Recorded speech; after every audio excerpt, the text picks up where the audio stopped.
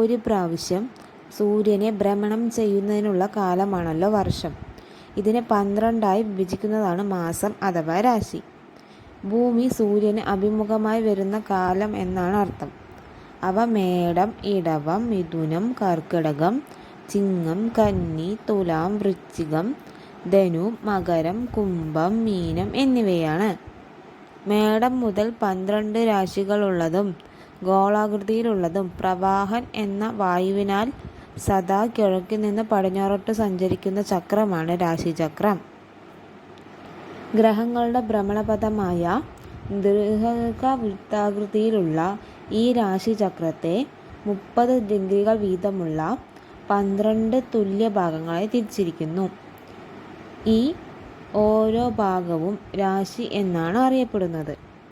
രാശികളുടെ തുടക്കം കിഴക്കിൽ നിന്നും പടിഞ്ഞാറോട്ടാണ്. ഓരോ രാശിക്കും ഓരോ ആകൃതിയാണ് ഉള്ളത്.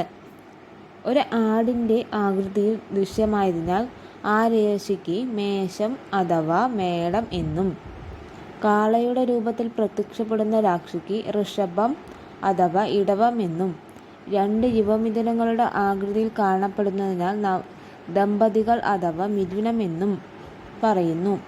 കർക്കിടകം എന്നാൽ ഞണ്ട് എന്നും, കാരണം എന്ന ആ രാശി ഞണ്ടിൻ്റെ ആകൃതിയിലാണ് കാണപ്പെടുന്നത്. അപ്രകാരം ചിങ്ങം എന്നാൽ സിംഹം എന്നും, കന്നി എന്നാൽ കന്യക എന്നും, തുലാം എന്നാൽ തുലാസ് എന്നും, വൃശ്ചികം എന്നാൽ തേൾ എന്നും, ധനു എന്നാൽ ധനുസ് എന്നും അഥവാ വില്ലെന്നും, മകരം എന്നാൽ മകരകന്സ്യം എന്നും, കുംഭം എന്നാൽ കുടം എന്നും, മീനം എന്നാൽ മീനെന്നും അറിയപ്പെടുന്നു. ഓരോ രാശിയിലെ ജ്യോതിസുകൾ ഏത് ആകൃതിയിൽ ഭൂമിയിലുള്ളവർക്ക് കാണപ്പെടുന്നുവോ ആ ആകൃതി അനുസരിച്ച് രാശികളുടെ പേര് നൽകിയിരിക്കുന്നത്. ഭൂമി സ്വയം ഭ്രമണപഥത്തിൽ 60 നാഴിക അതായത് 24 മണിക്കൂർ കൊണ്ട് ഒരു ഭ്രമണം പൂർത്തിയാക്കുന്നു. ഓരോ ഭ്രമണത്തിലും ഈ 12 ഭ്രമണരാശികളും ഭൂമിക്ക് അഭിമുഖമാകുന്നുണ്ട്. ഭൂമിയിലെ ഏതെങ്കിലും ഒരു ബിന്ദുവിൽ നിൽക്കുന്ന മനുഷ്യന് ഒരു രാശി കടന്നു പോകുവാൻ ശരാശരി 60+12 5 നാഴികയാകണം. പക്ഷേ സ്ഥലഭേദമനുസരിച്ച് 5 നാഴിക എന്ന കണക്കിന് അല്പസ്വല്പം വ്യതിയാനം സംഭവിക്കുന്നു. ഭൂമിയുടെ ആകൃതിയിലുള്ള വൈവിധ്യമാണ് ഈ വ്യതിയാനത്തിനു കാരണം. സൂര്യൻ ഒരു രാശിയിൽ നിൽക്കുന്ന സമയമാണ് ഒരു മാസം.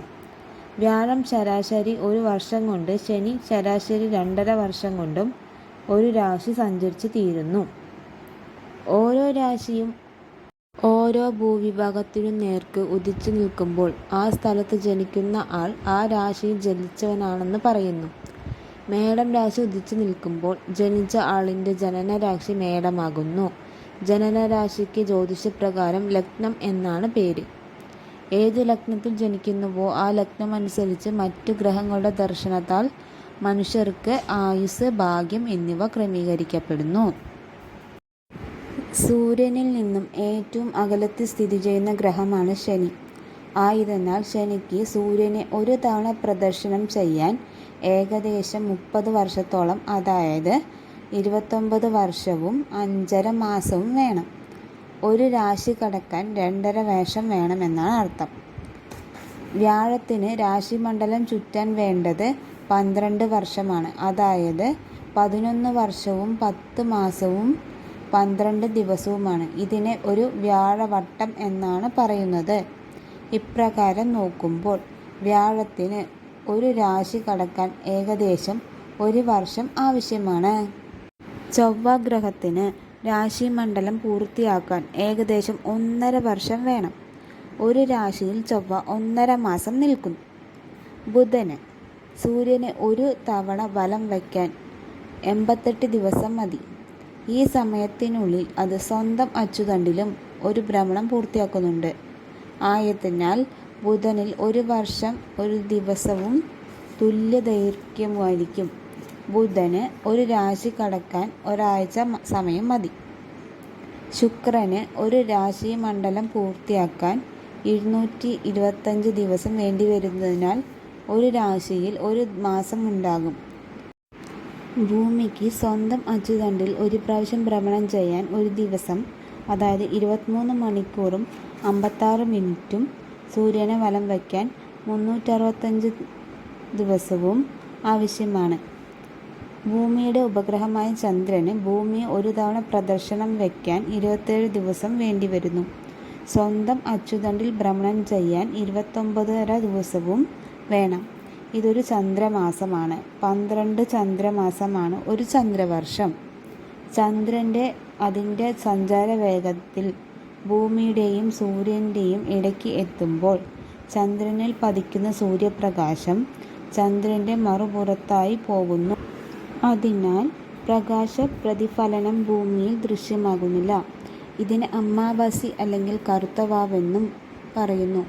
തുടർന്ന് പ്രകാശിത ഭാഗങ്ങൾ വർദ്ധിച്ച് ചന്ദ്രന് സൂര്യന് അഭിമുഖമായി എത്തുമ്പോൾ ചന്ദ്രമുഖം മുഴുവൻ ഭൂമിയിൽ ദൃശ്യമാകുന്നതാണ്. ഇതാണ് പൗർണമി അല്ലെങ്കിൽ വെളുത്ത വാവ്. അങ്ങനെ ചന്ദ്രനിൽ 14.25 ദിവസത്തിന് ഒരു കറുത്ത വാവും അടുത്ത 14.25 ദിനത്തിൽ ഒരു വെളുത്ത വാവും ഉണ്ടാകുന്നു. രാഹുകേതുക്കൾക്ക് സൂര്യനെ ഒരു പ്രാവശ്യം വലം വയ്ക്കാൻ 18 വർഷം വേണ്ടിവരുന്നു. ആയതിനാൽ ഇവർ ഒരു രാശിയിൽ 1.5 വർഷം സഞ്ചരിക്കുമെന്നാണ് കണക്കാക്കുന്നത്.